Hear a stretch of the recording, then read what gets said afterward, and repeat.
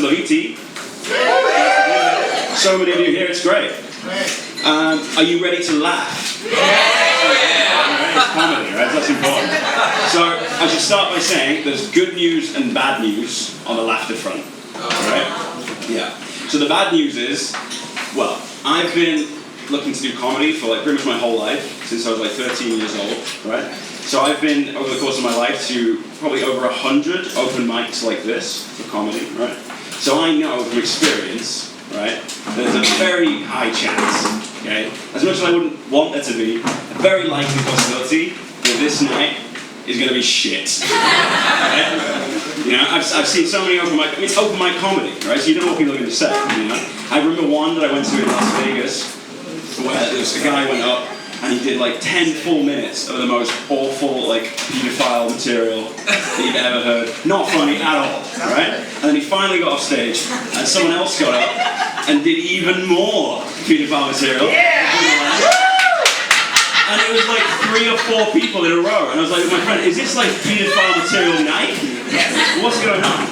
So, yeah, so we don't want that. Obviously, that was Las Vegas, right? It's a very different town to Valencia. But it is 4th of July, guys. It's American holiday. We've got some Americans in. Yeah. So, yeah, there's Americans in. And we've got 2 Americans on the show tonight. We've got Sarah and Andrew, right? Yeah. So I know Sarah and Andrew. I've seen their material before. I've heard it, but you know, I don't think they're going to do any material like that. But you know, in the last year, if I've learned anything, it's that Americans really fucking unreliable. They say they're going to do one thing, they do the other thing, and they do something else. So yeah, that's the bad news, right? It is a comedy show, but there is no laughter guaranteed. Okay. But the good news is, the good news is that we've already got your money. So, you know, that's great. It's really good for me, guys, because I'm not on a fixed income right now, so this is really going to help. So thank you for that. It was actually Philip's idea. It was really good idea, Philip. Get the money before. See, that's why he's a businessman. I'm just the guy doing this, you know. Round of applause for Philip, by the way. And Luca. So, Philip and Luca are the owners, right? So I've got to do some admin before we actually start the show. So I've been talking to Philip and Luca a little bit in preparation for the show, and they were telling me it's their first year owning La Vitti. They owned it, you bought it in September, right? Yeah. And with any business in the first year, you need to try and get people in. You need to try and encourage new clientele. So by a show of hands, how many of you are coming here for the first time tonight? Look at this. That's great. Because they really, you know, new businesses need people to come. You know, it's important. So, and this venue is fantastic. All right. I mean, for live stuff like this, it's great because you know, really close, like weirdly close. This is kind of weird. You know? And they have musicians here on this stage. I know a drum kit fits just about, and then you have like sometimes 6 musicians in this space playing like jazz and stuff. So they have. I'm going to do this a quick shout out. So they have Mondays and Thursdays live music. Sometimes on Saturdays. And Wednesdays. And Wednesdays sometimes. On Tuesdays they have Spanish comedy. Yeah. Which I know it sounds like a made-up term, but that is a thing. Bless them, they do try, right? And on Sundays you do something? Every 2 Sundays, blind dates. Blind dates. So you get like people on the stage. If there's anyone single here, for love. Yeah. So is it 3? Yeah. I mean, loneliness is a big problem these days, so you know, it's the right thing. So you have 3 people trying to 3 guys and 1 woman, or? We're doing 1-on-1, and then with a presenter, kind of all right. joking around with them. All right. So guys. You know they're desperate, right? If they're trying blind dates.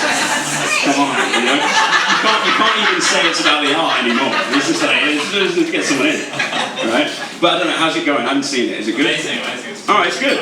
Yeah. Guys, the blind dates is really good. Like, it's actually free, so... Free? Well, I said, I haven't seen it yet. I was busy last Sunday, and I'm busy every Sunday for the rest of my life. So I think you guys should come and check it out. I think it's going to be a hit. Right, so what else are we going to talk about? Yeah, so, it's not a charity here, guys. There's a bar in the building. Again, great decision. Great decision. Right, I wouldn't have thought of that. So you do need to buy a lot of drinks, okay? Like, those of you that know me know that this year, at the beginning of the year, I tried to cut down on my drinking, like for health reasons, and I was trying to encourage other people to do so. Not tonight, guys, right? Not tonight. I want you to get absolutely shit-faced, right? I want to see vomit. I want to see fights. I want to see broken furniture. I mean, look around. It looks like they found most of this furniture on the side of the road anyway. So it's not going to be the worst thing in the world if it gets broken. Have you actually seen I've been there. Have you seen it in Valencia when like an old person dies and they just leave their furniture out for the Fienta to pick up? Yeah. I recently found out that when they pick it up, they don't take it to like a disposal. They just bring it right here to the Vitti. That's why they get all this furniture here. So it's not the end of the world if you break it, guys. Worst comes to the worst, Philip. One trip to IKEA, we can replace all this with some other stuff. It's funny you say that because this furniture is actually kind of new. So that's not a worry. The other thing I should say before we... Oh yeah, so everyone drink a lot. I try to invite as many heavy drinkers as I know to come tonight. Sarah, there she is, she's good. I would say, Sarah, try and get really drunk after you've been on the show, after you've done your set. Because we did an open mic on Wednesday and it was good, she's really good, but there was a lot of punchlines and not a lot of setups. So it's like, she's just up there saying stuff, it doesn't make any sense. So feel free to get drunk and high after the show, okay? And I should also say, when I was talking to Philip about organising this, I was a bit worried, right? Because I'm the host, I've got responsibilities, and look around, this place is cool, but it's kind of dated, right? It's kind of like straight out of the 50s. So I was worried that their attitudes to women would also be kind of out of date. So I took Philip aside, and we sat down there, if you remember, and I asked him straight, Philip, is it okay if we have women on the show? You remember what you said? No, but I remember it was funny. What did I say? He looked me straight in the eyes and went, no, it's not. Right? But that sounds bad, right? But what you should know about Philip is he's also a funny guy. You know? He likes to make a joke. We made a joke, it was funny, there were no women around, it was great. It was just like the old days. So, yeah. So no, he's a really good guy. I don't know him that well, but all the vibes are good. And then the other owner, Luca, I don't know him as well, and this is my mistake, right? I forgot to ask Luca if he has a problem with women. Right? That's on me. So I would just ask as a favour, ladies, stay away from Luca tonight. Right? I'm not saying he's a horrible misogynist, I'm saying I don't know. Because I haven't asked him. And I would feel really, I would feel bad if something happened and someone got, someone got touched inappropriately. Because I'm on the show, I'm technically getting paid by these guys, so I'd have to defend it. And I'd feel like, he's a good guy, he just gets a bit handsy. And that would be really uncomfortable, right? So ladies, is he actually here? He's not here. Oh, panic over there. Ladies, do what you want, right? It's going to be fine. Okay, there's Jay, I'm right in there. Right, so, I think that's the admin out of the way. So, we've got 4 comedians on the show tonight. 2 Americans, 1 Canadian, and 1 Australian, I think, yeah. Alright, so are you ready for your first comedian, guys? Yeah! Okay, so this guy, I saw him do his first ever set on Wednesday, the one where Sarah forgot her setups. And he was really good. So I asked him, do you want to come and do your second set here? And he said yes. So this guy is trying for the second time, for Canadian, I think. And give him a big hand. His name is Nick Fisher.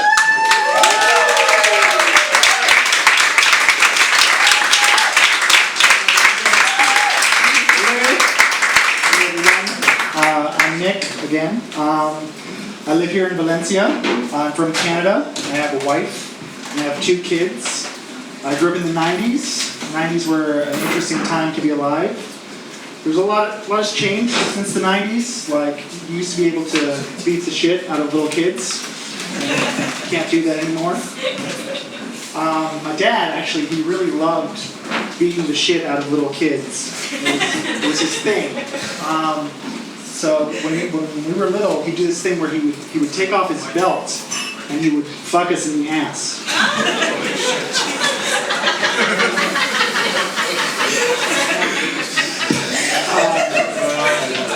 Yeah, so that was my dad. I actually grew up in a big family, had a good childhood, grew up in a big family.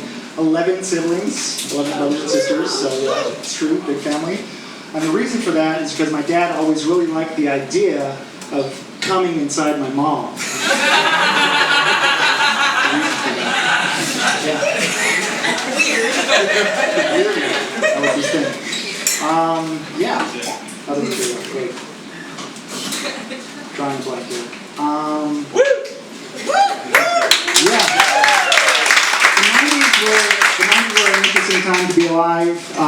Yeah, a lot was different about the 90s. Like, porn in the 90s was really different. For instance, like, porn was more like a team building exercise.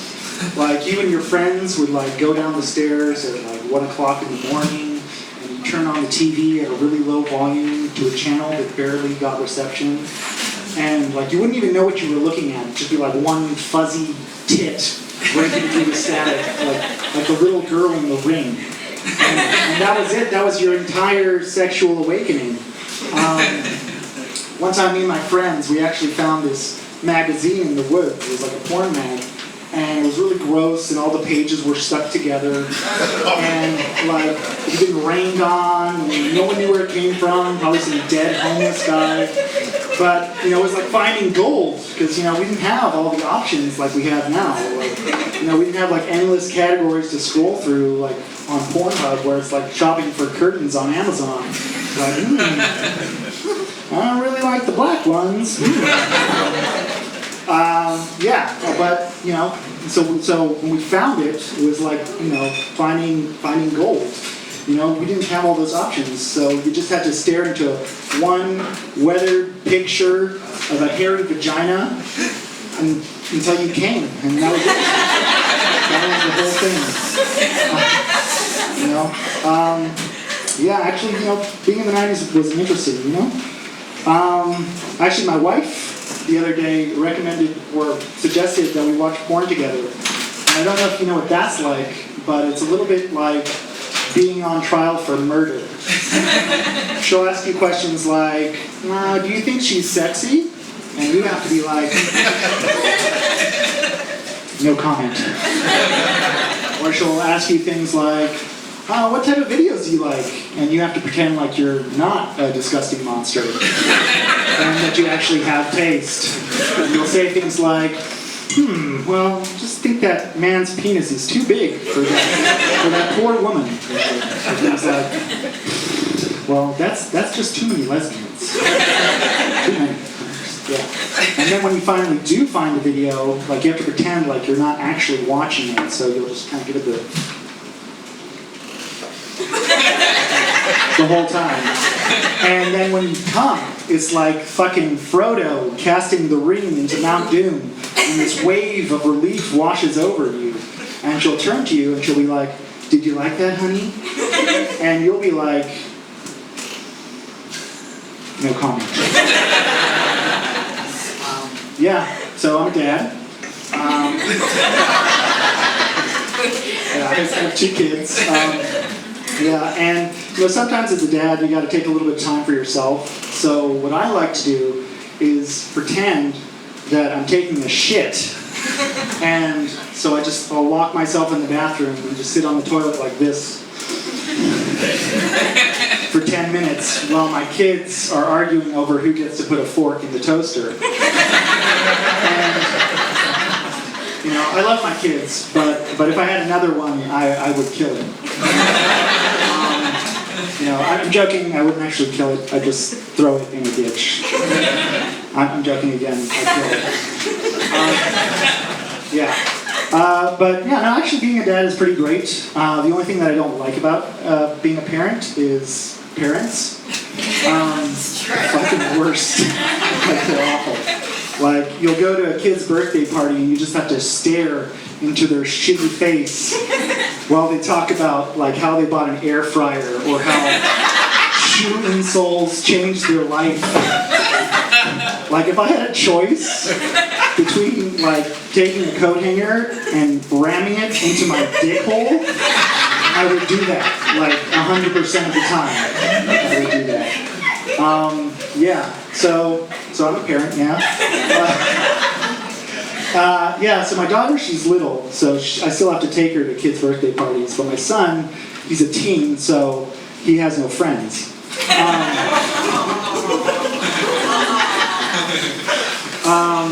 And he's Gen Z, so he'll say things like, you know, and so he'll say a lot of like Gen Z slang. And so what I do is I just translate it back into the slang that I used to use when I was a kid. And so he'll say things like, what the sigma, or like skibbity jizz, or whatever. And back in my day, we would just say, I'm retarded. Yeah. So my son is 14, and so that means he's an asshole. Not just him specifically, because all 14-year-olds are assholes. And there's a good reason for that, though, and it's called puberty. Puberty's interesting because, like one day you're just playing with Hot Wheels and living your best life, and the next day you're transforming into the fucking donkey boy from Pinocchio. I'm a real boy! And that's hard, They have a reason to be assholes, Like, I become an asshole if someone slightly reclines their seat in front of me on an airplane. Like, well, meanwhile, this kid is literally growing the other half of their penis overnight. And we expect them to act normal. It's just, like, they're just full of, like, zits and angst. And just the nipples are puffy and they hurt all the time. And, they're just all... and semen is just frothing out of their eyeballs. And, so maybe we should cut them some slack. Maybe they should be allowed to be assholes. Yeah. Puberty was a little bit different for me, personally, because I grew up Christian. And so every time I would masturbate, I would think about Jesus. Which is hard. Because, it's really hard to maintain an erection while you're thinking about the Lord. Unless that's your thing. I'm not going to yuck your yum. But yeah, Christianity, for me, growing up, the whole symbolism behind Christianity was really weird. Like Jesus on the cross, if you think about it, it's like a dead homeless guy nailed to a tree. And he has thorns and blood all over his face. It's just really morbid, and people have that in their houses, just lying around like psychopaths. If you think about it, if Jesus died in any other way, they'd be really fucked up. If he hung himself, in churches they just have Jesus hanging by a rope.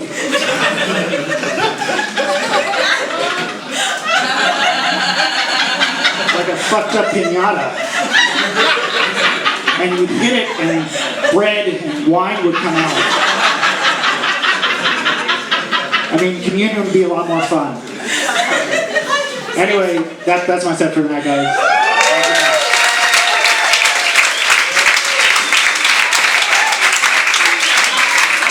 Keep it going, Nick. Come on.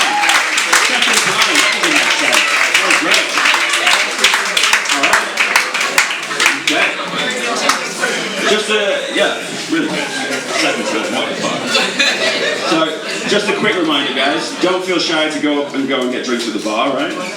You need to be, get ready for all the fighting and stuff.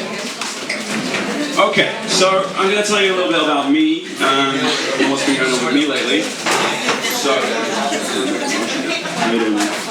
So I've had quite a good couple of months, I would say. This is happening. This is a great thing. A lot of other things. But I also, one of the best things that happened to me this year, or in the last few months, is I went to my first ever book club. Yeah. I don't think I'm telling you that to be like, ooh, I read a lot of books, right?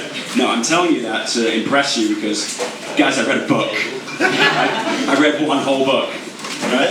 A whole book, yeah. Obviously, you don't know me, but I'm not a big reader, right? I don't like reading books. I prefer the scratch and sniff books. You open it, you scratch it, it's like, hey, that's my kind of book, right? So for me to read a reading book, I would have to make an exception, and I did because.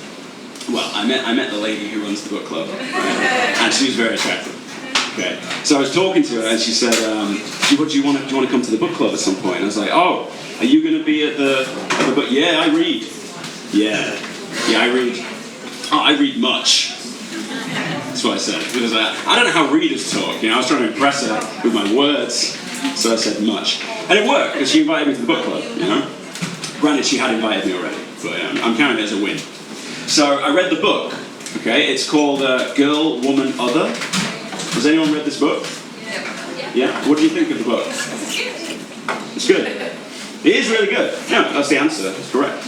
It is a really good book, right? I should explain it because it's mainly women at the book club, so they pick books with a lot of feminine themes, like Girl, Woman, Other, which explain it's about 12 women growing up over 4 generations. So you get an insight into what it's like to be a woman in from the early 20th century to now, and you get indications of the troubles they go through, the problems they face being women, which was really good for me to read as a man because I don't have that kind of perspective. And I learned a lot reading the book. Like I had no idea until reading the book that women can read. What? Since when? Right? And apparently they're writing books now. I was looking at the cover of this book. I need to read this because I haven't even opened it yet, and I've learned a lot. Right? So I went to the book club, and like I said, it's mainly women sitting around discussing the themes and the characters and whatnot. And at one point they turn to me and they say, "Michael, you're new. Do you have anything you want to contribute?" And I said, "Yes." So I'm excited to tell them what I've learned. Right? So I said, "I just want all you ladies to know, okay, that I know that you read." It's a book club, right? Yeah, and then they all start looking at each other, like giving themselves these looks like this, which I assume was them telepathically saying, "This guy's good.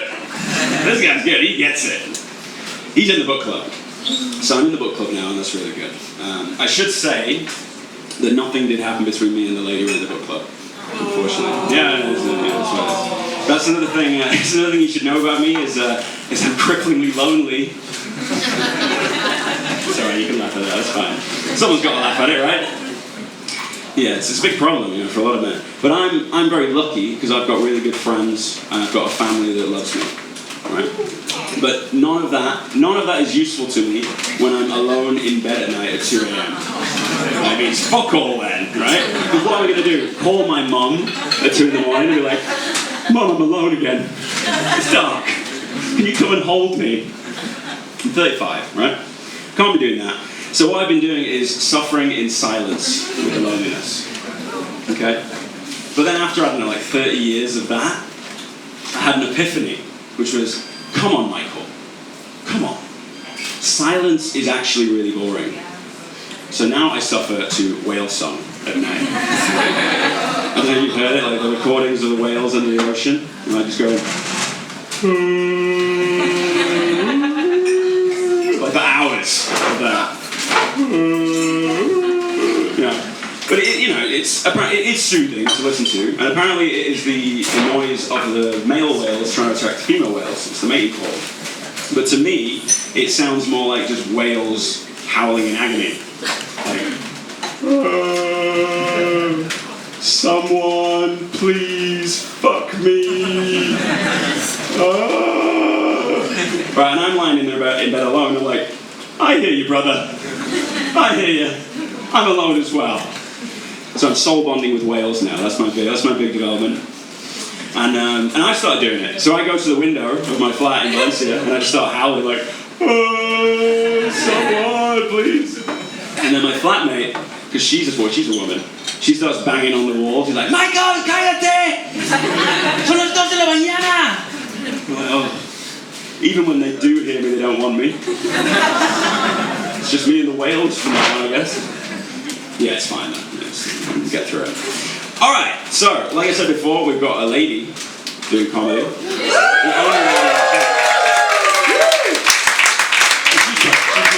my very good friend, Sarah.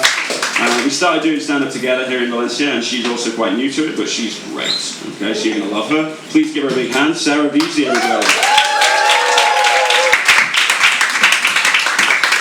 Okay, a round of applause for Michael, please.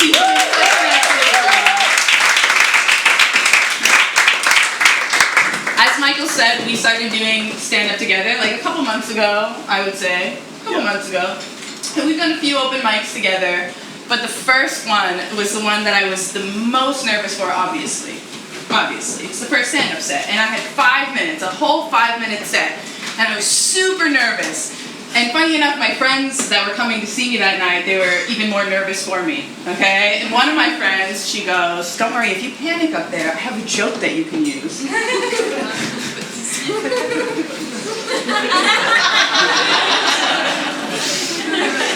And I'm like, all right, give it to me. And she goes, all right. What do you call 2 holes in 1 hole? Anyone? Juliet, why don't you tell the people what it is? My nose in your eyes. My nose in your ass. My nose in your ass. So if I came up here and I failed that first time, that was the joke that I was just going right to. Unfortunately, I wish I just stuck to that joke and got right off the stage looking back on what happened that night. So I had a 5-minute set and I was very, very nervous that first night. Man, I was so nervous, so what do? You don't eat anything and you go right to the bar. And so I was at the bar and I saw all the beers that they had, and this was kind of like a classy place, and so I didn't know any of the beers that they had on tap. But they had a really cute little elephant, a little pink elephant beer. And I was like, oh my god, that one! Give me the pink elephant beer! Apparently it's called Delirium. Didn't know that. I pounded 3 of these beers and I was like, I am feeling loose, let me tell you. Get me up on that fucking stage. And before that, I was a little nervous because I was like, I don't know if I can even go up there for 5 minutes and have 5 minutes of things to just talk about. I feel like I'm just going to run off the stage. My ass was up there for 15 minutes. And let me tell you, it wasn't funny. It was not funny whatsoever. Just me up there, yeah, I think I got 1 laugh and I was like, I'm going to stay. Clearly the people want this. Everyone else that's in line, forget about it, just go home. So I get up the stage and I wish I could say that's where the night ended.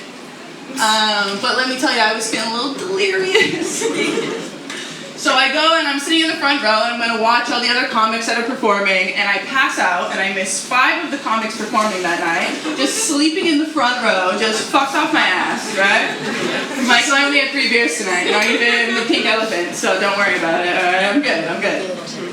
I fell asleep and my friends come up and start waking me up very aggressively. They're like, come on, we have a dinner reservation. And I'm like, right. We gotta go to this dinner reservation, okay. So I go to the dinner reservation and I just get the idea that it is take 2 for me. It is my 2nd time performing. So I am in that restaurant just cracking jokes left and right, and I think I am the funniest motherfucker to have ever lived. The waitress did not agree. The waitress comes up to us and she's like, Chicos, please, you need to be quiet. And I stand up immediately and I start yelling at my friends like, hey, you guys, shut up! I'm the only one at that table screaming. The waitress comes over again and she promptly kicks me out of the restaurant. I don't blame her. And so, sweet Michael, he decides that, it's time for Sarah's night to be over, so he drives me home. And I start walking. Get out of the car, thanks Michael, whatever. I start walking and he's like, Sarah, what the fuck are you doing? Your house is literally in the other direction. Fuck you, Michael! I know where I live. I walked 30 minutes in the wrong direction. I finally figure out how to get my ass back home. I fall asleep. I wake up the next morning and I'm just like, did I kill it last night? Pretty sure I did.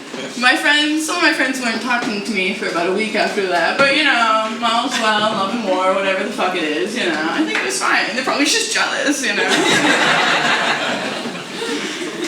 So Michael and me were discussing what we were going to do for tonight, for the big show at Vitti, for all of you people, for all the fans tonight, yeah. So we were meeting up and we were planning what we were going to do, and he was like, Sarah, it's 4th of July, you're from the United States, like, come on, like, there's a lot of material to use for the USA, babe, come on, do it.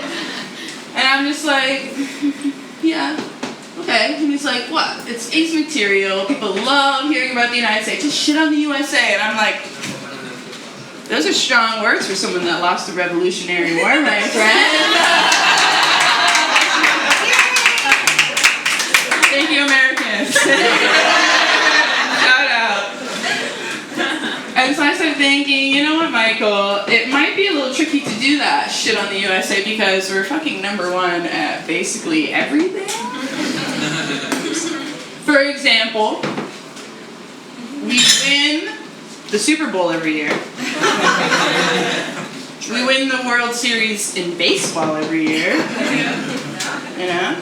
We might be 51st in math and science education, but who wants a bunch of fucking nerds walking around their country? We also win the Olympics every year. Yeah, it's every 4 years, but you know, I have a US public school education, so don't blame me too much. It's not my fucking fault. But interestingly enough, we just really can't stop winning because we're also the fattest country in the entire world. It's just like, we just can't stop winning, yeah? Insane. So, when me and Michael were discussing what we're going to do, I told him that I was going to do my favorite topic that I love to talk about in open mic nights, which is public transportation. More specifically, the Metrobus. I don't know if you guys know the Metrobus. Show of hands. Metrobus. Metrobus riders. Show of hands. Metrobus riders. No, just me. Let me tell you. The Metrobus are those big yellow buses you see in the city, the ones that are shuttling people from the city to the little towns outside, the pueblos and whatnot. And so I have to do that every day because I work in buttfuck nowhere, so I have to put my ass on the Metrobus every morning and every afternoon. Now waiting for the Metrobus every morning, it's a lot, you know. I stand there, wait, and then the bus comes up, and usually when I get on the bus, it's just super full. It's so full, everyone just squished in there like sardines. I think it's like the bus driver has like a little game that he plays with himself, like how many people can I fit on this motherfucking bus? And I get on the bus and I have come to terms with I'm not getting a seat. I know I'm not getting a seat, but like, please God, can I just find something to hold on to during this bus journey? Usually I don't find anything and I'm holding on to some random guy's backpack the whole journey, just being flopped around this way and that. And as we go around the turns, people just start leaning on you. And everyone just kind of accepts that we're unwillingly sexually assaulting each other for the duration of the 30-minute journey, just like leaning this way, oh, the roundabout, because they love those spinny things here in Spain, don't they? Right, they love them, they love them. Let me tell you, the Metrobus, maybe I love them too, I'm very single, so there's a little touch every now and then. Wakes me up better than coffee, let me tell you that. So we go around the roundabout and we're all leaning and there's like an old lady and a big fat man just leaning on me and we're just going around the roundabout, which feels like it's never going to end. I think the bus driver's doing it on purpose, honestly, like slowing it down a little bit, like, yeah, feel each other, you know? And so there's two people just like leaning on me and I'm just accepting it, you know, just taking it and it's fine, you know, and they just look at me in the eyes and they're like, buenos dias. What's up, guys? Good morning. Good morning. Commute too? Yeah. Beautiful morning. But the other way that the Metrobus works is that it will come and you're standing there on the side of the road and you're just like, yeah, over here, boss. I'm here waiting at my parada. Come on. And so I'm a 144 girly myself. That's the Metrobus I'm taking, the 144. So right at the top it says 144. I'm waving, I'm like, yeah, this is my fucking bus, here it comes. And all of a sudden the bus driver will just slow down a little bit. And we're making direct eye contact, me and the bus driver, and I'm like, oh God, please stop. You know, like the next bus is for another fucking hour, man. Like those kids in the class are gonna be fucking waiting for my ass. Like, what am I gonna learn about the Second World War today? Clearly nothing if Miss Air doesn't fucking show up to class. So, there, like, please God, stop. And the bus driver, we make direct eye contact. And he slows down, and all of a sudden that beautiful 144 sign that I see at the top just switches to Fuera de Servicio. And just passes right on by me, and I'm like, oh, well, better send an email to work. Hey, gonna be late today, once again, surprise, surprise. And for all of you that don't know what Fuera de Servicio means, a loose translation is gonna be something like, go fuck yourself. So I was talking to one of my coworkers who has a car, but she used to be on the 144. Does she drive me to work? No. Shout out Anna, okay?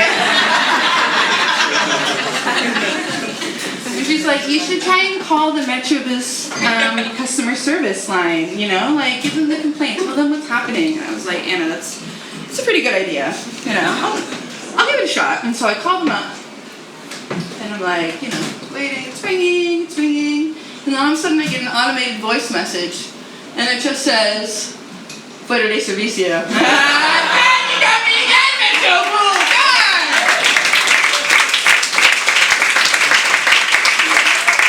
Anyway, that's my sex, so never take the fucking Metro bus.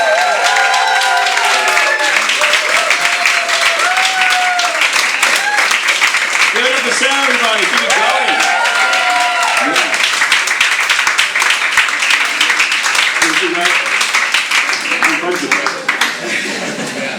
Right. So here's something that I saw the other day, right? I was out walking in Valencia, as you do, and I saw a young lady in front of me, and she had these tattoos on the backs of her elbows. Have you seen this? This phenomenon? There's more of that these days. Tattoos on the backs of the elbows. And I'm fine with that, you know, people can get tattoos all they want. But I was wondering, who are those tattoos for? Right? Because you can't see those on your own elbows. Like, I've tried it, right? You can barely see anything there. And if you look at them in the mirror, like they're upside down and back to front. So they're clearly not for you if you've got those tattoos. They're kind of like a little mini billboard that you've decided, like, guys, this is really important. I've spent money on this, right? I'm never going to see it. And that's absolutely fine. People can get tattooed whatever they want. But the thing was, she had on this elbow, she had tattooed two hands holding, which is, well, that's fine, that's nice, that's wholesome, right? But on the other elbow, she had tattooed the words in English, be happy, right? Like an imperative, be happy. And I was there like, what? Because, I mean, I don't like being told what to do, right? I don't like being told what to do. I don't like being told what to feel, especially not by an elbow. Right? I think if you're going to tell me what to do, at least talk to me about it, you know? And to be honest, it triggered me, right? Okay, because I still have a memory from like 5 years ago when I used to live in Castellón de la Plana. Anyone been to Castellón? Yeah. What do you think of Castellón? Yeah, it's alright. It deserves that. That's all it deserves, really. And I lived there for 3 years, right? And I still have a very good friend named Natalia, and I'd met with Natalia that day to have breakfast, and we were talking, and I was explaining to her, like, yeah, Castellón, it's a bit of a pueblo town. Like, I don't connect with many people here, like, especially not with women. You know, I was single, and I was trying to meet someone. I was saying, I just don't think I'm ever going to meet anyone in Castellón, you know? I was quite sad about it, because, you know, it's a real problem in my life. And Natalia, she just said, Mike, you need to stop thinking and be happy. I was like, what? Because what you should know about Natalia is, you know, she's really nice. She's like one of the nicest people I know. She's really positive. Probably a bit too positive, you know? Because, you know, just always looking for... Sometimes what you want when you're having a bad day is for someone just to say, oh, I'm sorry to hear that. That's really shit, you know? So I'm not mad with Natalia, because I know she didn't come up with this be happy bullshit, right? That's not her. Because I've seen that around. I've seen that on t-shirts. I've seen that on like tacky wall hangings, right? That's the thing that's doing the rounds. I don't have a problem with Natalia. What I have a problem with is be happy, because it doesn't work, right? Imagine if it worked. That would be incredible. If you could just tell someone to be happy and it worked. All art is now obsolete. You can just go around and tell someone, be amazed, and like, what? You know? That would be incredible. Can I have some money, please, for that? So, you know, be happy does, like, imagine if it worked. It would be like a superpower, right? So let's imagine a scenario where be happy works, okay, just to demonstrate. So let's say we've got a father and his son, okay, walking down the street, all right? And they're holding hands because the kid's like 7 years old. But the kid, he's just being a real pain. Like, he's just like, you know what kids can be like at that age, you know, they can be a real pain in the arse. And the dad, he's just beside himself. He's like, oh, what do I have to do to make this kid just be content? You know, it's like, and then, all of a sudden, just out of nowhere, a piano falls and crushes the boy to death. Well, that's not the funny bit, guys. Come on. I'm trying to tell a story here. Alright, so the boy's dead. Apparently. That's what you guys like. Dead child. Who knew? Kill it. Literally. So the boy's dead, right? And the father, I mean, you can imagine, I mean, I'm not a parent, but I think we can empathise what the father's going through at this point. Just absolutely distraught. Like, it's like a gut-wrenching feeling of just like, my because he's still holding his son's hand as well. It's been torn off by the piano falling, and obviously that's all he's got left now. So he's like clinging on for dear life. My God. And he's traumatised. It's his only child, now dead. It's his only family since his wife passed 6 months earlier. Also killed by a falling piano, by the way. So he must be like going through some stuff. Like, Too much. yeah, like, mainly, why is this fucking renegade piano removal company still in business? They're killing all my family members. But besides that, he's just absolutely, he's a ruin. He's just like, falls to his knees like, oh. But then, right, my friend Natalia's coming down the street. Okay? She's just been to buy a new handbag. She's having a great day, right? And she sees this, and she's like, oh, don't worry, I know what to do. And she goes over, and she's really nice, remember? So she takes a knee next to the guy, and she's like, hey. And the guy's like, oh. He's like, hey. And he's like, what? Hey, be happy. And it works, remember? In this example, it works. So the guy's just like, whoa. Wow, that's really good. What did you do? He's like, I just said to be happy. Wow, that's really good. That's amazing. I was making quite a scene there. I was kind of embarrassed. But what's your name? It's Natalia. Thank you, Natalia. I want to shake your hand, Natalia, because I'm still holding the Jimmy's hand there. That's embarrassing. I want to shake your hand, Natalia, because I feel amazing now. Obviously, it's a shame about little Jimmy. It's a shame, right? Because but he was a lot of that boy. He was a lot of that boy, right? He was always like, nah. At least now, now I've got time for my own projects, I've got ideas for like a microbrewery that I want to start, and now I can. That's obviously not how that works, right? You can't just tell someone to feel a feeling, and they feel it, If that's your approach, and if that, at least Natalia's nice. She took a knee in that example, right? This bitch with the tattoos on her arms, she's not even doing that. She's just walking around like, oh, are there sad people in the world? Can they be behind me, please? Can they just read my elbow and sort their lives out? I haven't got time for these people. Like, if that's your approach to like solving the world's problems, you might as well have "be happy" on this arm and just get "be wealthy" tattooed on this one. And go down Skid Row and point at all the homeless people like, have you not thought of this, guys? Come on! This is obviously the solution. I can't stop. I'm putting out fires all over town today. It's a shame that I don't have more elbows. Enough elbows, enough tattoos, I could solve all the world's problems. But anyway, I don't know. Maybe I'm overthinking it, I just want people to be happy, guys. That's all I want, right? I just don't know how to do it. I just don't have any tattoos. Alright, that's enough of that. Are you ready for your third...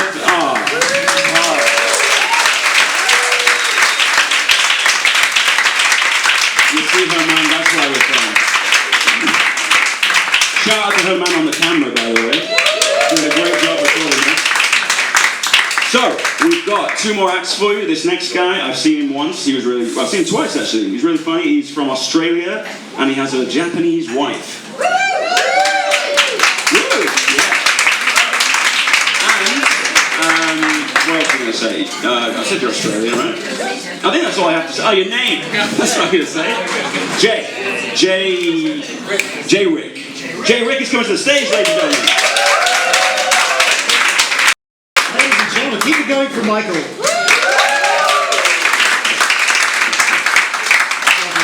Really nice to come to Valencia, and a lovely group of people, lovely audience, people telling jokes, it's fantastic.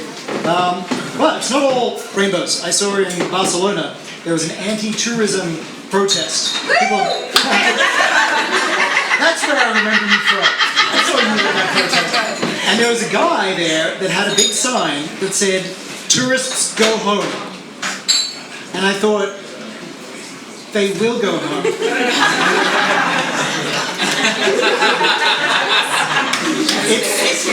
That's their entire thing. You just gotta wait. They'll go home. Relax. I've never been officially diagnosed with autism, but I spend a lot of time... Someone has. It's you again! But yeah, I've never been officially diagnosed with autism, but I do spend a lot of time being confused about why people are upset at something that I said. That's not really a joke, it's just kind of truth. It reminds me of a time that I was out for a walk with a socially awkward programmer friend of mine, and we walked past a basketball court where a bunch of kids were playing basketball, and one of them scored. So they're all cheering, and we sort of stopped and looked at these kids playing basketball. Then one of the mothers stood up and said, "Hey, Jeff," to my friend, and came over and was like, "Hey, we used to work together, how have you been?"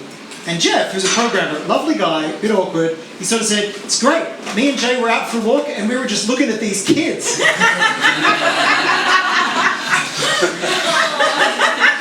And I'm like, oh my god, I need to say something to make this better. I was like, ha, yeah, but not in a weird way.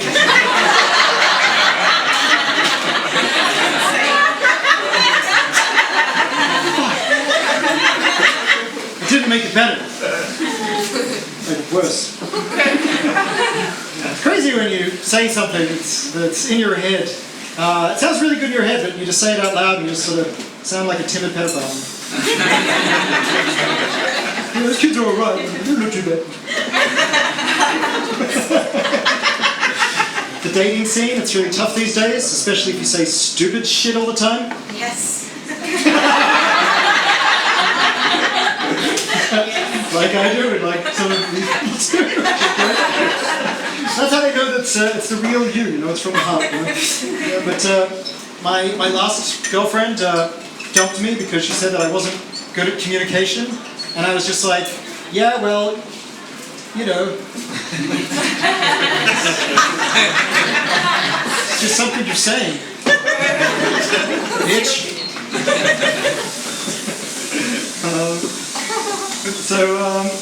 I don't know about you guys, but sometimes I just get the uncontrollable urge to say something that's very funny that I know will be extremely offensive. I think a lot of people in this room do, which is nice. It's like a support group for people that do this. It's quite, but nothing is more powerful than finding a way to joke at a difficult situation. And that's what I tell people that are very offended at a joke that I just told. I'm going to tell you one right now. My friend was telling me that his wife actually had a severe eye infection. And she was going in for an operation. And they're not sure if she's going to be able to retain the eyesight in one eye. And I was like, oh man, bet you didn't see that coming.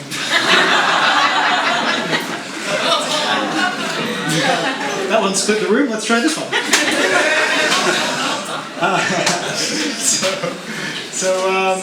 A friend of mine, an old roommate, graduated from university, and she went on a free-spirited tour around Europe, doing like the 60s sex, the free spirit sex, the what's your name, it doesn't matter kind of sex. And she came back, and then she started showing some symptoms, and she started to get really worried. And she took me aside and was like, listen, Jay, I just went to the doctor today to get an AIDS test, and I'm really worried about the result. And I said, well, think positive.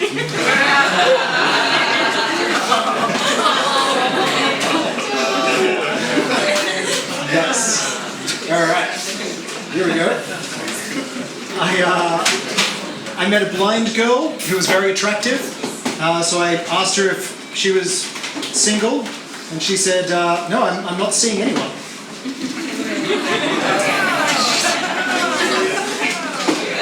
So we dated for a few weeks. And then she dumped me, which was sad. But that's okay, because I view every failure as an opportunity to learn. So I took that opportunity to learn a different accent.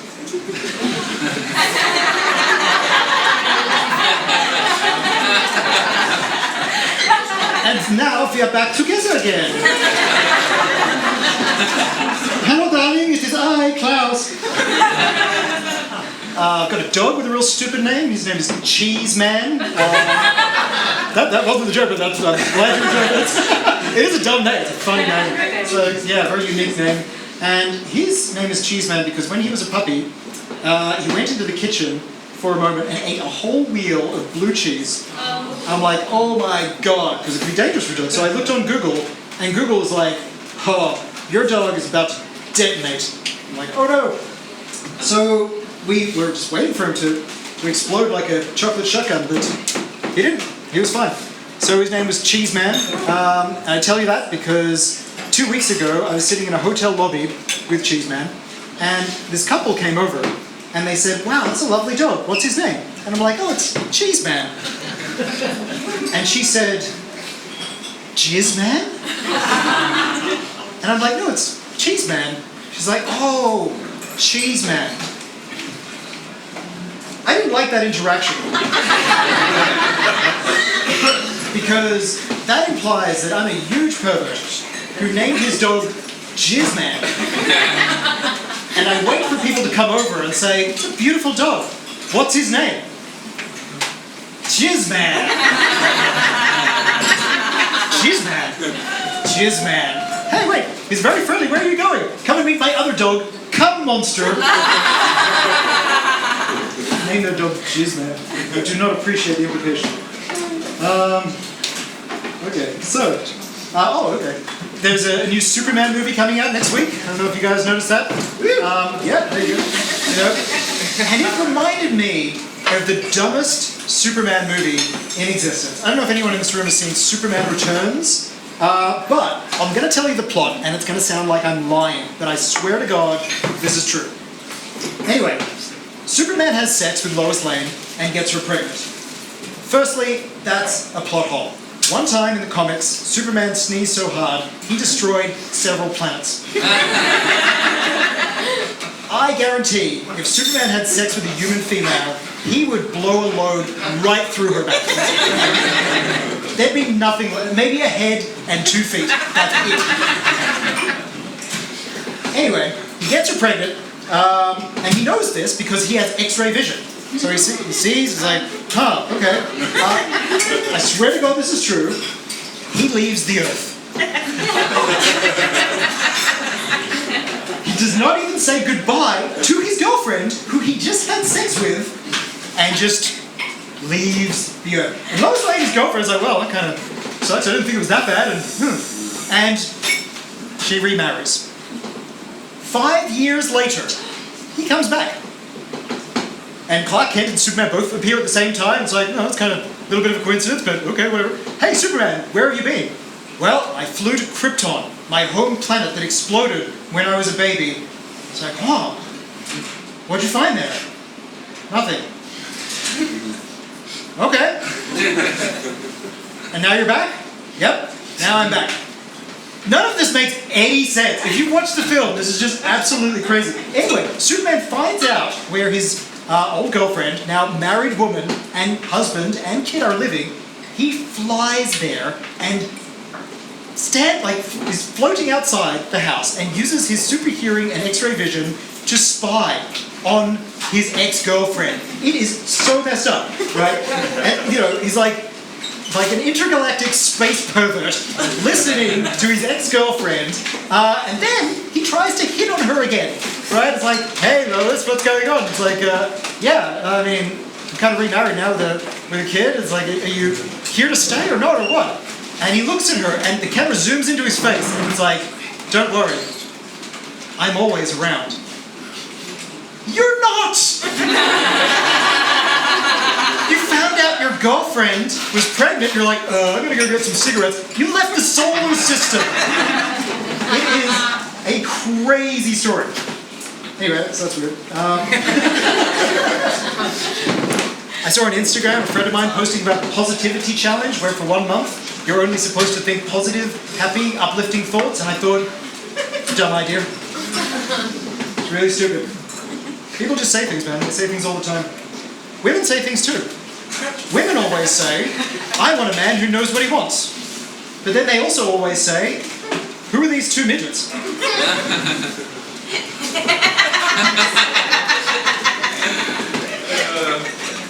Why are they wearing maid costumes? Where's that music coming from? why are you taking your pants off? Women ask a lot of questions. One time I did this joke and a woman in the crowd came up to me after and said, "Excuse me, my sister has dwarfism and that joke is extremely offensive and you should call them little people." And I said, "Your sister?" Because the joke is I'm sexually attracted to little people. In case you missed it. That's why they call me Jay the Joke Explainer. Because I explain my jokes. No, of course I didn't say that. I said, well listen, at the end of the day, I just hope that your sister, is okay. Because I know statistically, 6 out of 7 of them aren't happy. Pride Month just ended. I hope you guys had a fantastic time celebrating Pride Month. I had an incredible time celebrating Pride Month until my friends took me aside and said, "Hey, it's for the LGBT community only." And I said, well, okay, that's not super inclusive, but that's okay. Speaking of white pride,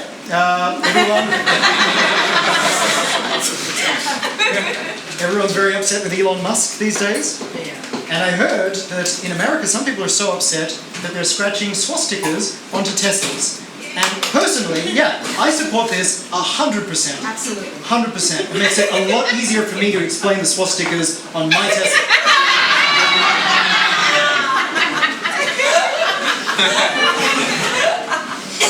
I'm just kidding, guys. I drive a Tesla, of course not. I drive a Volkswagen. Self-driving Tesla robo-taxis are here soon. I thought that's great, but how are you supposed to call one?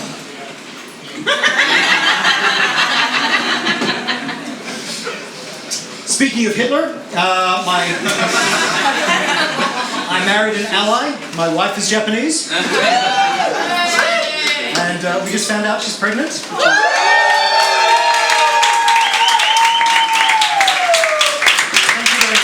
you very much. It's very kind of you. I mean, she deserves some of the credit too, but I appreciate that.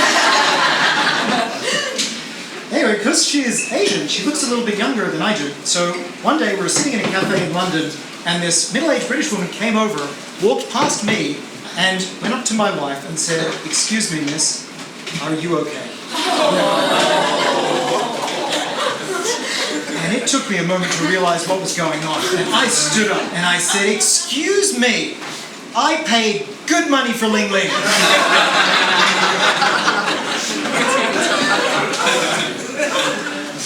That's not true. That's not true. I got a great deal. I tell you. Okay, let's change things up a bit. I'm going to try to do an impression. Let's see if you can figure out what it is. That's right. That's our unborn child.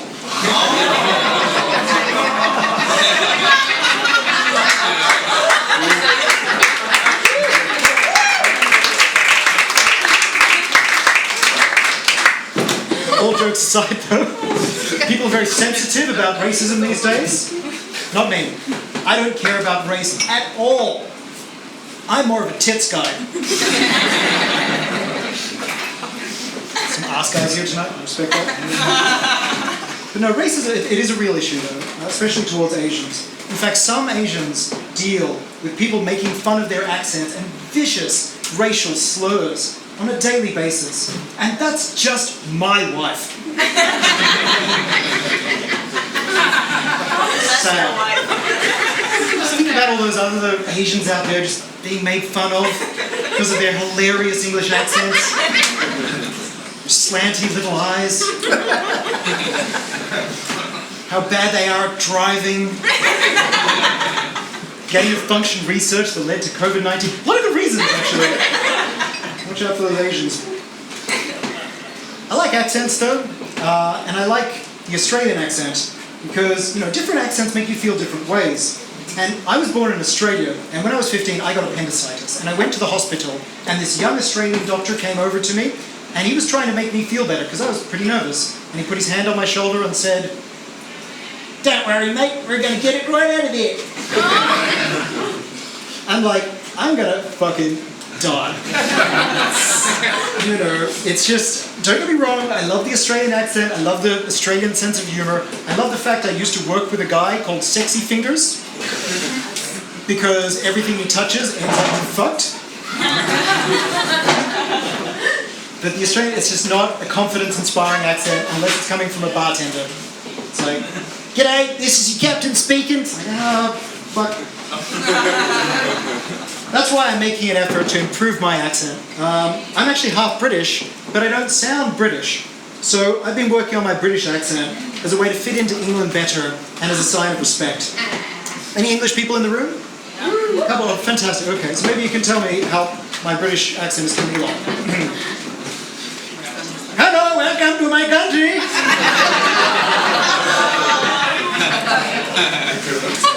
Still working on it. I don't sound British, but that's okay because British people don't look British. So, not anymore. Guys, you have been a fantastic audience. This is a ton of fun. Thank you very much. Thank you so much.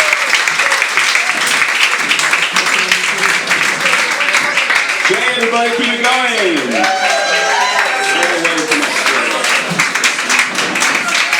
Alright, yeah, go to the bar. Yes, buy things. That's important on a show like this. So, what was I going to say? Oh yeah, so I was telling some jokes earlier. I was telling some jokes earlier about loneliness, right? Ha ha ha. It doesn't get as much as the dead children. I should go back to my dead children. But loneliness, you know, it's hard, you know. It's hard being alone. You know, yeah. No, it's hard being alone because I mean, when you're alone, when you're single and alone, you have to spend a lot of time with yourself, right? And that's a lot. I mean, for you maybe, I have to spend my alone time with me, so that's troublesome, you know. There are some days that I wake up in the morning and I'm like, oh my god, another day, just me. Oh, I see why suicide's so popular these days. This is going to be a big ask. But then, right? I go and have some breakfast, I have some coffee, and it's like, oh, this is great. I don't know, I was worried about this is great.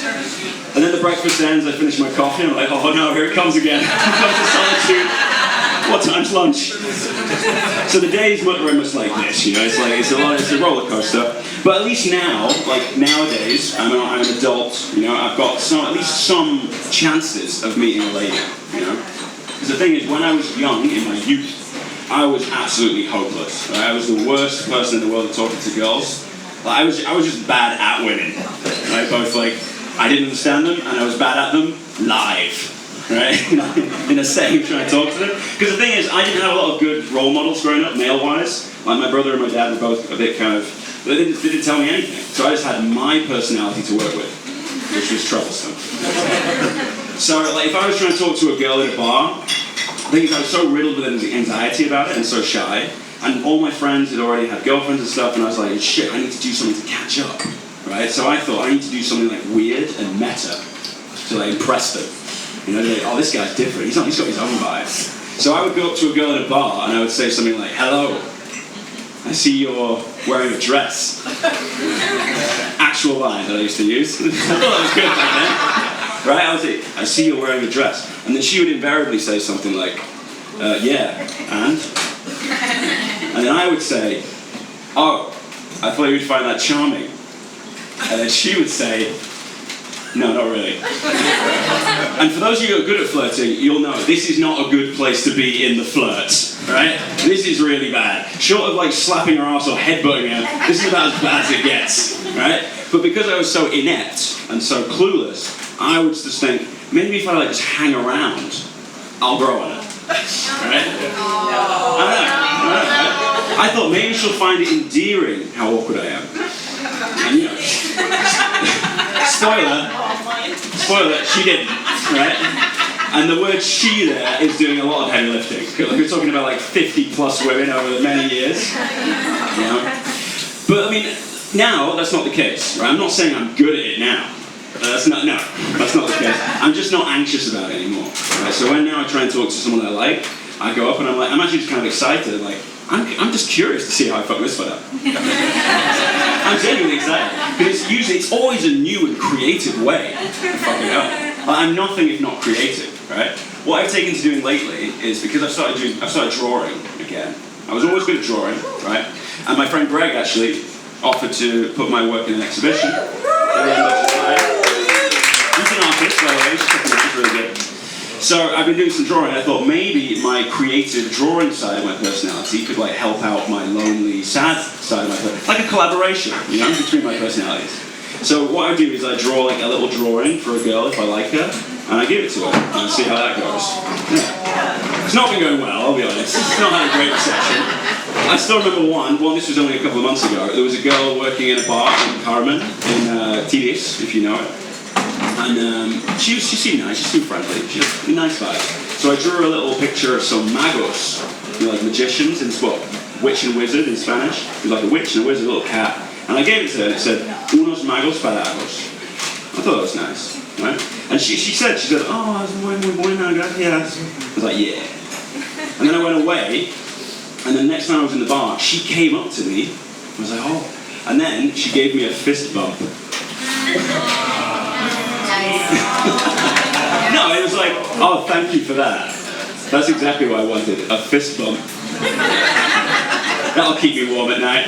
Yeah. All those lonely nights, just remember the fist bump. Because some guys aren't getting fist bumps, fucking losers. I'm getting fist bump. And that'll keep me going for months. You know, I'm really resilient. But so I told my friends about this, and they said, yeah, the fist bump, that's a clear sign that she's not interested. And I was like, maybe. Or maybe I just need to do like a really big drawing.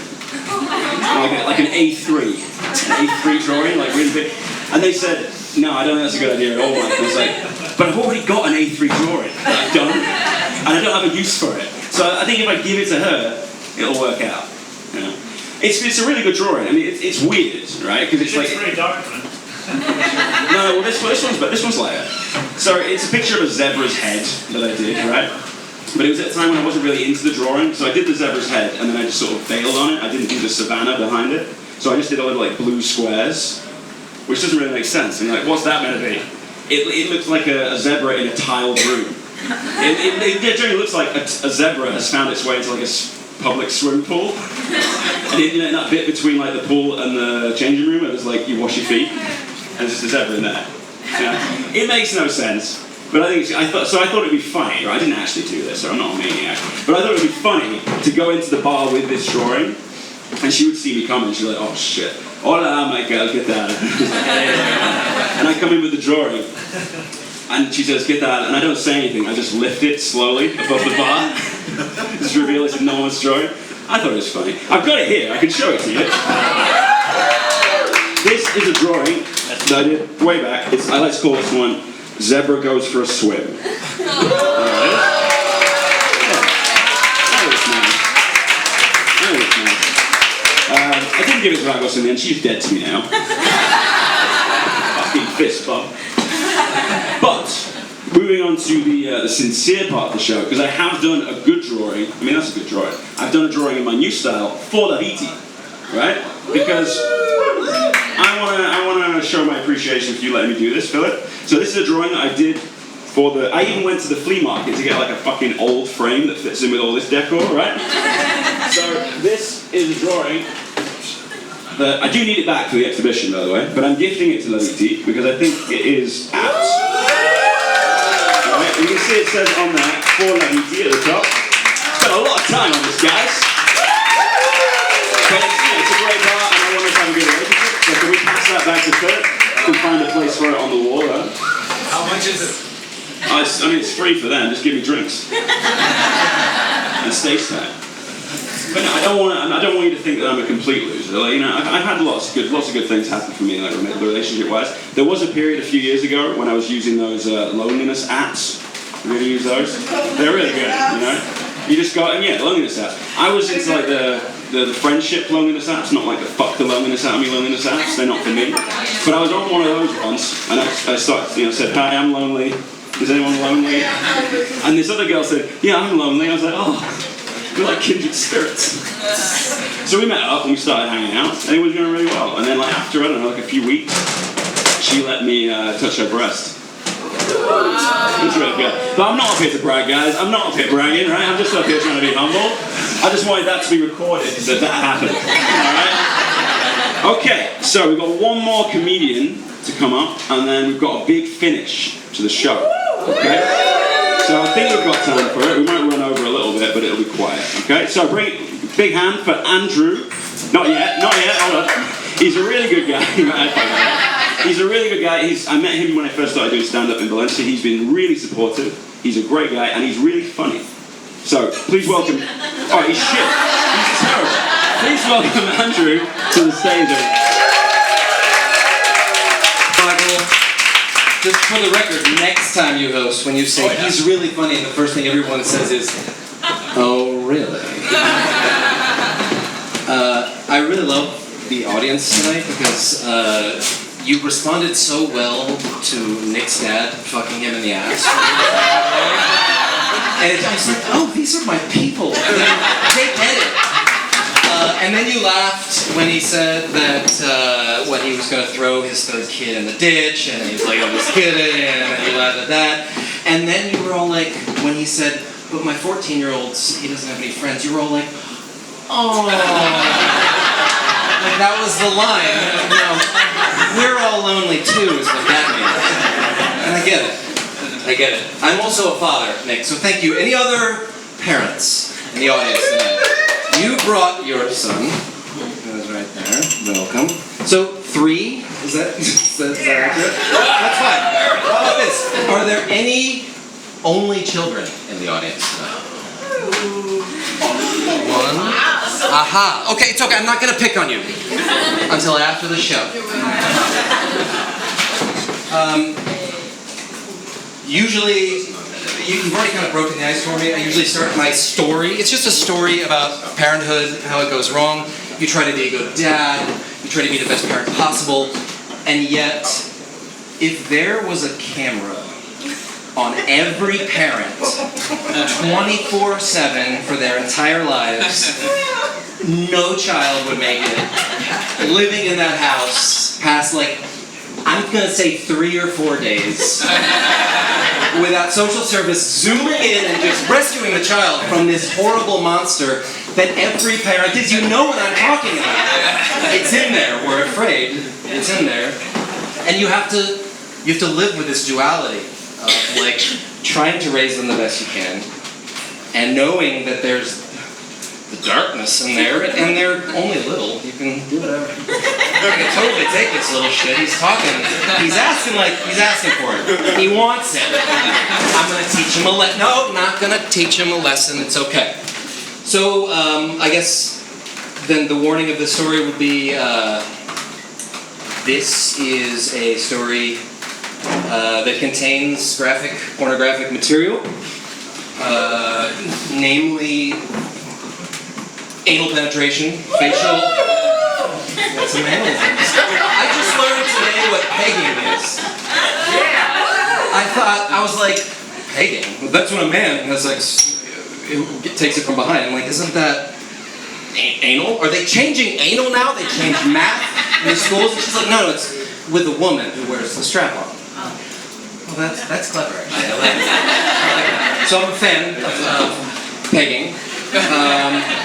Others for the freedom for pegging is what I mean. Anal and facial ejaculation. So that is the disclaimer. Now, please enjoy the story about raising 2 little boys. So my 7-year-old was turning 8. It was a very big moment. He was very excited about it. He was talking about this movie that was coming out. Anyone seen Spider-Man Into the Spider-Verse? The animated. It's fucking good. Like, I saw it. I was like, I know this director. I know the writer, the animators. Oh my god, I was a big fan. I'm like, it's our first big movie in the movie theater. We got very excited about seeing this movie. And then like 2 or 3 days before he started getting sick, I'm like, please just let him like. And he wasn't getting better. COVID, actually, he brought us COVID. That was our first COVID thing. But that's not what the story's about. So we didn't actually know it was COVID at the time. It was in like January 2020. And so he had to stay home. And I was kind of gutted, he was gutted, and I'm like, you know what, dude? I can fix this. I can be a good dad tonight. You go have a shower, and when you come out, we are watching Spider-Man in the Spider-Verse. I'll make some popcorn. What I didn't tell him is that I am a criminal, and I download movies illegally. That's my thing. I like to torrent. Any torrenters out there? I mean, come on. What are you gonna do? Well, I gotta get Netflix and Paramount Plus and fucking HBO Max and Hulu. Like, Jesus. One channel. Used to be Napster when I was growing up. Now it's the Pirate Bay. You sail the 7 seas. However, this particular movie was so fresh out of the box office that there were no really good copies on the main sites. It was all of like the Russian handheld cam with the guy shaking and the dude who gets up and like leaves and you hear the cough every 15 seconds. I was looking for like the DVD screener that was stolen by the intern who got paid 20 grand under the table, who snuck it out illegally, like the one they really don't want you to have. So you gotta go a little deeper into the darker areas of the web. You know what I'm talking about as well. So, when you normally download movies, as I do, you have these little advertisements, like get your VPN here, be careful that you're protected. As you go deeper though, well they have like, the next phase down would be like singles in your area. Click here, 4.3 miles away. They're not, by the way. They're there, but clicking there won't get you to where you want to go. So you just kind of ignore it. And as you go deeper and deeper, it's like MILFs in your area, like desperate grandfathers. And then it's just straight up streaming porn. Just hardcore. And what was on this particular website was kind of blonde, bombshell, bouncy hair, shiny face, all spandex, like black latex, like the shiny sheen material. I don't know what it's made from, but I desperately want to. And so then just like her tits bursting out, gravity-defying tits, with like some flecks of like water coming out somehow. And then you cut to like a fully erect close-up of a man's veiny penis, also glistening. Let's see. Oh, an asshole. Sorry. Tight, pink, bleached, glistening. Out of context, it's kind of beautiful. I mean, it's just there. And then I would describe it as like with the force to punch through a plate glass window was the dick, right in the anus. It was. And then you cut to her face again, and it was just a blast of like facial ejaculate. I'm gonna say like an incomprehensible amount of ejaculation. Like no human being could have the force required to like splatter and then ricochet, and it was beautiful, like it was glistening, it was like with 360-degree bullet time, video in slow motion as it's blasting off. And this, it was like a glorified kind of grotesque Fanta commercial, as it's like bursting through and kind of beautiful. And this was, so like it was face, breasts, dick, penetration, eager face, facial blast, face, dick, penetration. This was recycling like every 7 seconds. Like, it was like porn concentrate. And as I'm like clicking through and I'm getting in, I'm like a Navy SEAL, I'm like, all right, I'm gonna get in, downloading, all right, there's the magnet, all right, ready to close, good, I'm in, I'm out. I look over and I just see this little wet-haired boy in his towel. He's like, is it, you know, the eye twitch type thing? And I look over and I see in his eye like the slow motion reflection of the picture that is going right there. And that's how I see it. Like, I didn't see that was happening until I looked and I saw it reflected in the little innocent, soon to be not innocent eye. And he's like, Daddy, what are you doing? I'm like, well, so I have this philosophy. As a parent, you gotta like keep it simple, be honest. So the first thing I said was, the second thing I said was I told him the truth. I'm like, I'm downloading Spider-Man. And I see his head. The gears are spinning. And he's like, I believe my father. He's not lying to me. He never lies to me. And I'm like, what is he thinking? And they're like, how? He's a yes-ander. You know, he's putting together that like, this is downloading Spider-Man. Does Spider-Man's web shooters work? From there? Oh my God, what is happening? And so I like flick it closed, and I'm like, all right, what did you see? And he's like, I don't know, Daddy. I'm like, right, there's a little hope. He's like, penises and buttholes. Daddy? Why was everything so shiny? I don't know. People like shiny things. I like shiny things. I bet you do.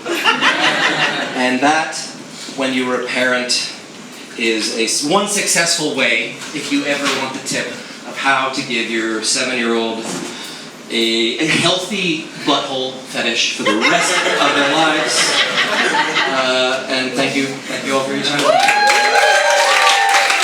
You did a really awesome job, by the way. The energy in here is amazing. I feel it. So thank you so much.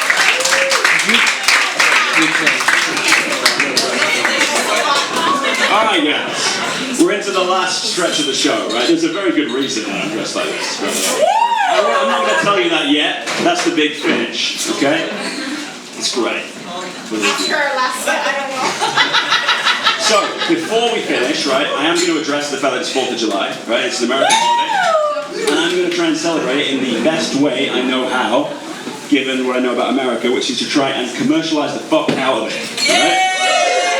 So I wasn't lying at the start of the show when I said I'm having money problems, right? I'm not impoverished, right?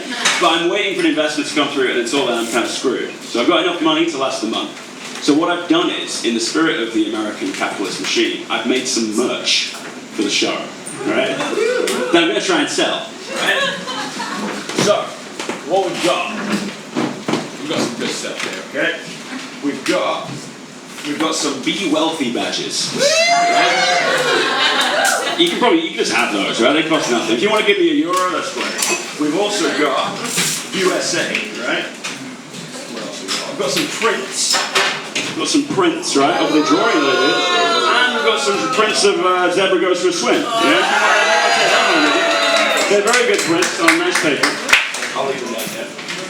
I've also got... Pick the wrong bag. I've got some Women Read bookmarks. Right? Because we need to get the word out about women reading, right? For those of you that haven't started reading yet, you put this in your book, right? When you want to keep your space, okay? What?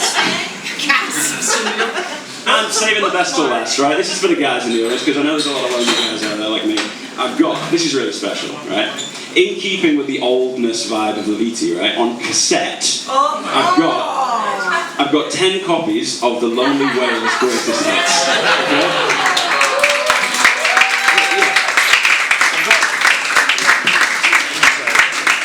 I've got the cover art here for those of you who can see.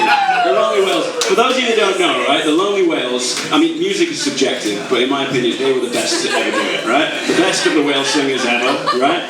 And we've got 12 of, well, I think it's 12 of these. You know. We don't have cassette players. Yeah, but you can find it around that. And the thing is about the Lonely Whales is they lived what they sung. Like, they were really, really lonely, right? Tragically, they committed suicide when they were 27. What? So we've only got these 5 tracks, right? That's all they ever recorded, right? So I'm going to read you the track list. They're really good, right? And here's the track listing, right? So the Lonely Whales, greatest hits. First one, Blue Whale Blues. That's a good one. The B-side from that was Krill Dinner for One. Then they did a Motown cover back in the 70s when the Jackson 5 were really big. So they did one called I Hump Want You Back. It's really upbeat, right? Not in their normal style. Then we just got a straight like love song, which is "I Would Beach Myself for You, Babe." And then the last track they ever recorded. I mean, the producers should have seen it coming. Really, this one was called "I'm a Gonna Blow Hole My Brains Out," and they did. So this is all we've got, guys. So I'm willing to take any donations for these, right? I need the money. Thank you.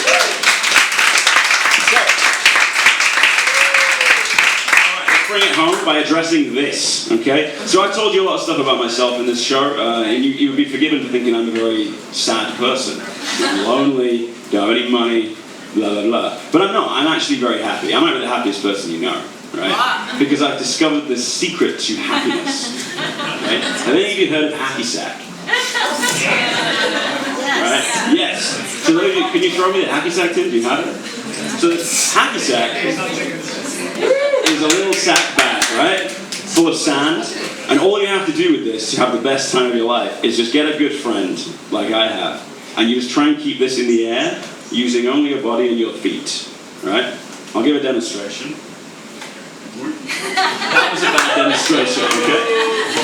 I don't have my partner with me, that's right. So, and genuinely, like, this is not a joke, right? This is actually really happy for doing this. I go with Tim, like, quite often. We'll just pick a place in Valencia and we'll go. I still remember the day we went to down near Sede de la Lonja, so we went to hack there because we wanted to be seen by people. And I hadn't hacked for a while, it was like 13 hours, so I was getting like withdrawals. And we just got a really good hack going. We did like a 6-pass hack. And I was just so full of joy that I doubled over, just laughing with pure joy.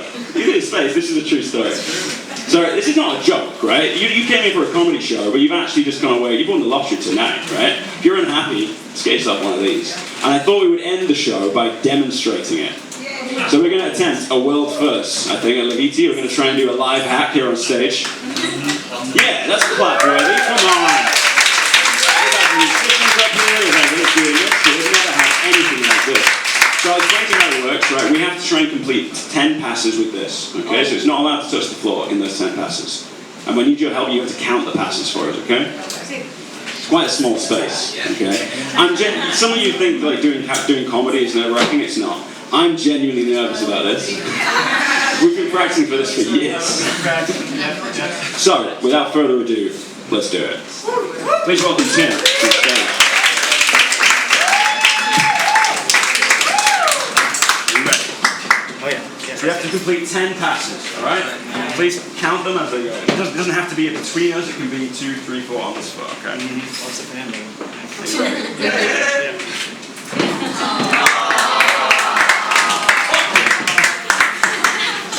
It's a tiny stick. It's really, really small, for sure. It's tense, right? Yeah. Okay, we're ready, let's go. Ready? 1. Oh! We get 3 attempts, right? We get 3 attempts, that's 1. 1, 2, 3, 4, 5, 6. One more attempt. 1, 2, 3. Yeah, 1 more. 1, 2, 3. Yeah. 3, 4. Hey! Really the last one. The last one. got it. We've been doing this on purpose, guys. This is really suspense. 1, 2, 3, 4, 5, 6, 7, 8, 9, 10.